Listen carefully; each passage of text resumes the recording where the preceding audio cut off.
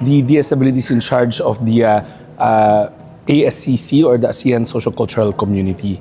And it pertains to people-to-people exchanges, or yung pamumuhunan sa taong bayan, investment in human capital.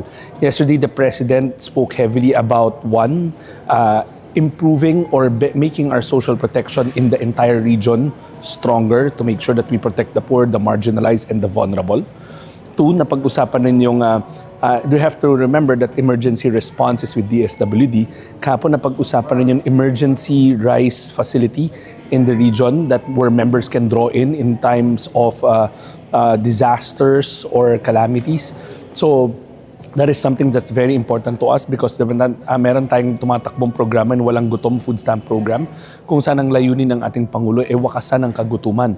And we know that our vulnerable, marginalized, and poor communities, they are the biggest victims during calamities and disasters.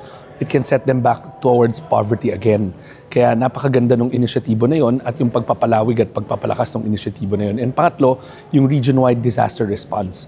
Napag-usapan yon hindi lang ng Pangulo but kundi ng napakaraming mga world leader yesterday in the region na isa siyang mekanismo na dapat pag-igtingin, pagbutihin.